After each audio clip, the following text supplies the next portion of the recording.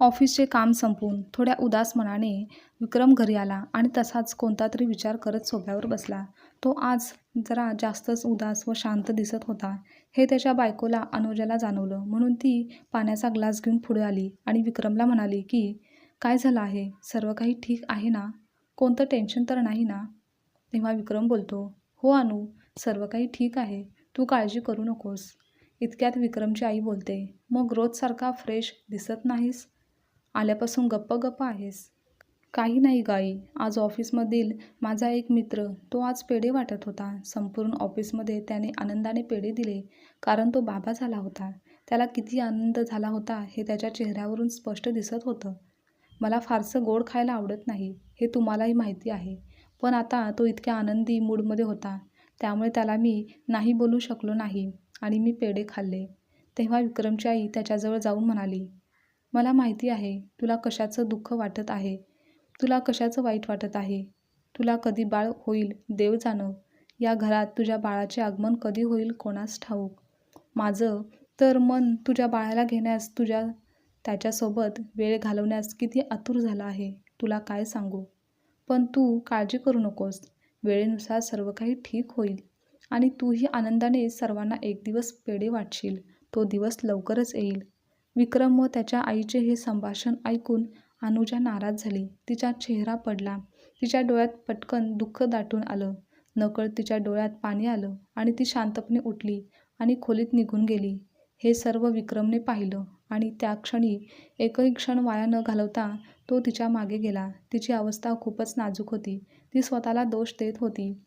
अनुजाच्या डोळ्यात पाणी आलं होतं. ते पाहून विक्रम अनुजाजवळ गेला आणि म्हणाला, अगं, तू एवढ्या गांभीर्याने का घेत आहेस, तुला कसलं एवढं दडपण आलं आहे. तू आईचं बोलणं मनाला लावून घेऊ नकोस. तेव्हा अनुजा बोलली, तुझ्या दुःखाचं कारण मला चांगलंच समजलं आहे की लग्न होऊन देखील इतके वर्ष होऊन देखील या घराला वारस मी देऊ शकत नाही. तुझ्या चेहऱ्यावरही मला बाप होण्याचा आनंद बघायचा आहे, पण मी काहीच करू शकत नाही. तेव्हा विक्रमही भावूक झाला.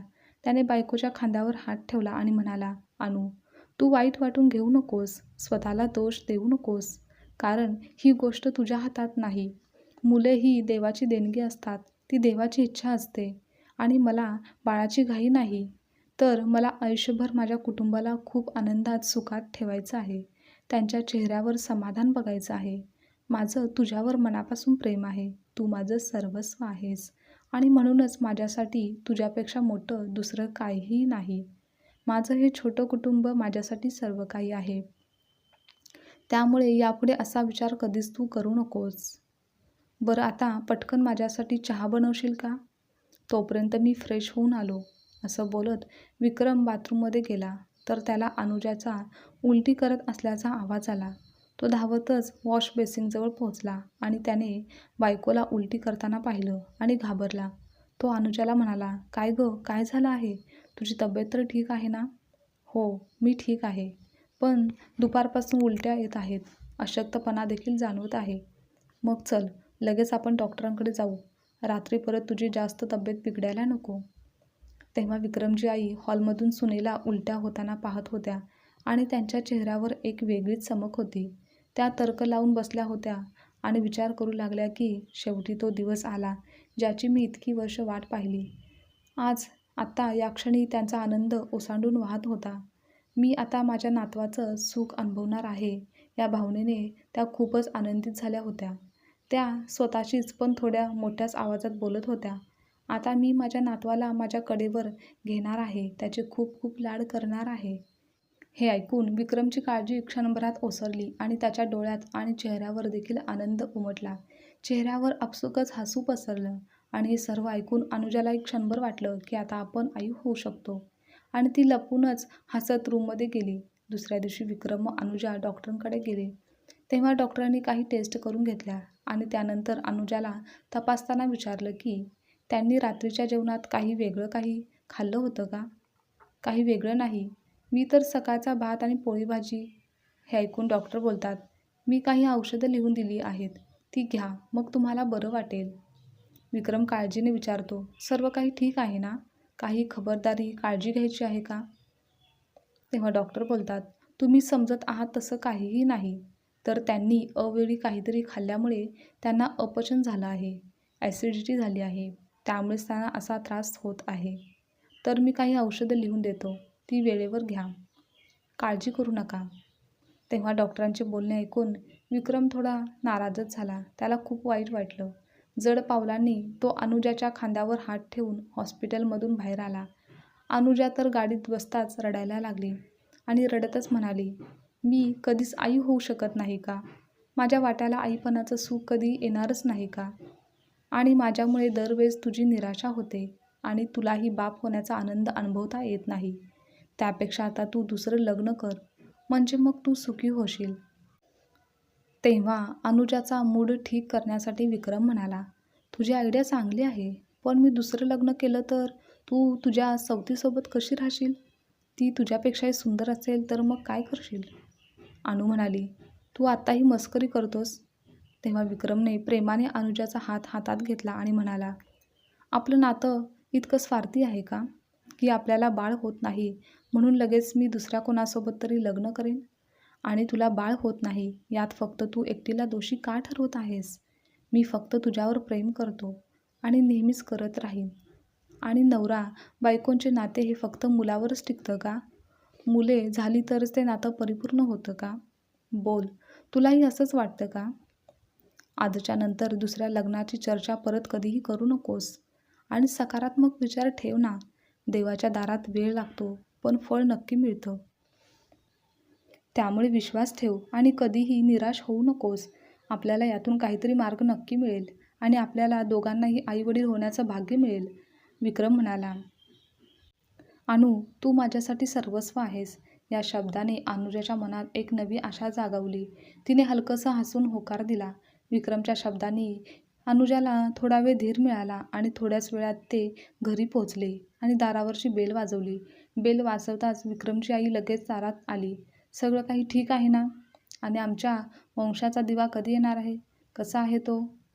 ते प्रश्न ऐकून विक्रम आणि अनुजा एकमेकांकडे पाहू लागले आणि थोडा वेळ थांबून विक्रम म्हणाला, अगं आई, असं काहीही नाही. डॉक्टरांनी सांगितलं की तिने अवेळी खाल्ल्यामुळे उलट्या होत आहेत, अपचन झालं आहे. आता जास्त काळजी करू नका, सर्व काही ठीक आहे. हे ऐकताच त्यांचा चेहरा क्षणभर पडला. मग विक्रमने अनुजाकडे बघितलं आणि हसत म्हणाला, चला, मला खूप भूक लागली आहे, मी फ्रेश होऊन येतो, तोपर्यंत जेवणाची तयारी करा. विक्रमने तेव्हा आई आणि बायकोचे मन वळवण्यासाठी विषय बदलला होता. त्याने आईचे प्रश्न आणि अनुजाच्या भावनांमध्ये संतुलन राखण्याचा प्रयत्न केला होता. अरे देवा, मला माझ्या नातवंडाचा चेहरा कधी दाखवणार आहेस? असं बोलत आईच्या डोळ्यात अश्रू आले. अनुजाही मग खिन्न मनाने जेवण बनवायला लागली. काही वेळाने सर्वजण जेवायला बसले, पण घरात पूर्णपणे शांतता होती. कोणीही फारसं काही बोलत नव्हतं. पण विक्रमच अधूनमधून वातावरण नॉर्मल करण्याचा प्रयत्न करत होता. असेच काही महिने, काही दिवस निघून गेले. एक दिवस अनुजाला तिच्या मैत्रिणीचा फोन आला. ती खूप रडत होती. तेव्हा अनुजाने तिची विचारपूस केली असता तिची मैत्रीण पुष्पा सांगू लागली की, अगं अनु, काय सांगू तुला, मला एक मुलगा व एक मुलगी देखील आहे आणि तिसरं मुलंही या जगात येणार आहे. पण माझ्या नवऱ्याने त्या बाळाचा गर्भपात करायला सांगितलं आहे. त्याला हे तिसरं अपत्य आधीपासूनच नको होतं, पण मलाच बाळ हवं होतं म्हणून मी बाळ जन्माला घालणार होते. पण आता माझा नवरा माझं काहीच ऐकत नाही आणि आता डॉक्टर म्हणाले आहेत की गर्भपात देखील होऊ शकत नाही, कारण मला 5वा महिना चालू आहे आणि तसंही मला त्या छोट्याशा जीवाला मारावंसं वाटत नाही. पण आता माझा नवरा बोलत आहे की मूल जन्माला येताच त्याला अनाथ आश्रमात सोडून येईल. एवढ्या महागाईच्या काळात खर्च परवडत नाही. आता काही महिन्यातच मूल जन्माला येताच तो त्याला अनाथ आश्रमात सोडणार आहे. आईवडील असून देखील तो आता अनाथ माणसाचे जीवन जगेल. हे बोलून ती रडायला लागली. आणि हे ऐकून अनुजासुद्धा खरंच अस्वस्थ झाली आणि विचार करू लागली की जेथे गरज नाही तेथे देव इतकं काही देतो आणि आपल्याला गरज असताना मात्र काहीच होत नाही.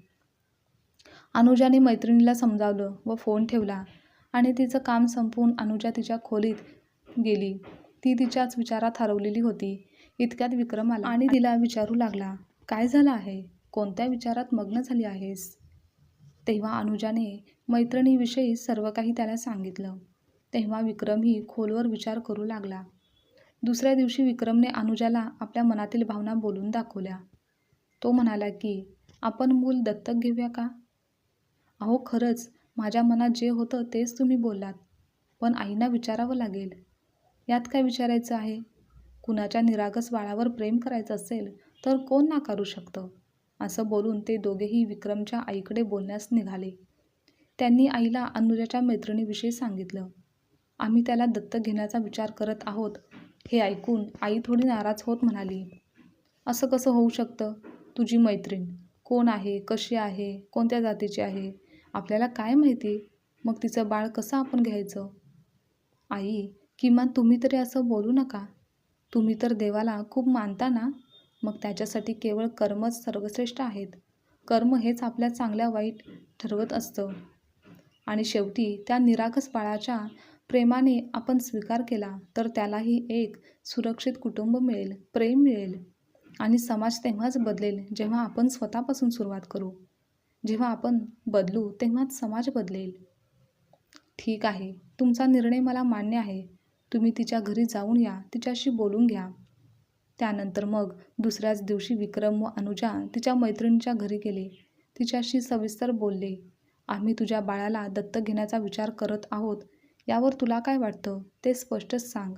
आम्ही त्या बाळाला आईवडिलांची माया, प्रेम देऊ, त्याला चांगलं शिक्षण देऊ. हे ऐकताच मैत्रिणीच्या डोळ्यात आनंद अश्रू आले. ती म्हणाली, तुझ्यासारखे चांगले लोक माझ्या मुलाला स्वीकारायला तयार आहेत, हे माझं भाग्यच आहे. माझ्या मुलाचं भविष्य आता सोनेरी होईल. मला माहिती आहे की तुम्ही सगळे त्याला प्रत्येक आनंद द्याल. काही महिन्यातच हे बाळ या जगात येईल, तेव्हा त्या बाळावर तुमचाच हक्क असेल. मैत्रिणीचे असे सकारात्मक बोलणे ऐकून विक्रम व अनुजाला देखील आनंद झाला.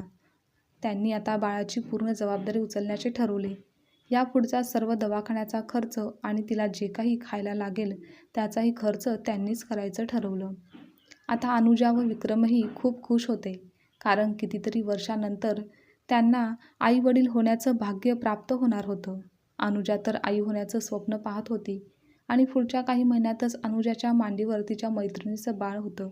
त्यांनी सर्व प्रोसेस पूर्ण केल्या आणि रीतसर त्या बाळाला विक्रम व अनुजाने कायमच्या आपल्या घरी घेऊन आले. त्याला दत्तक घेतलं.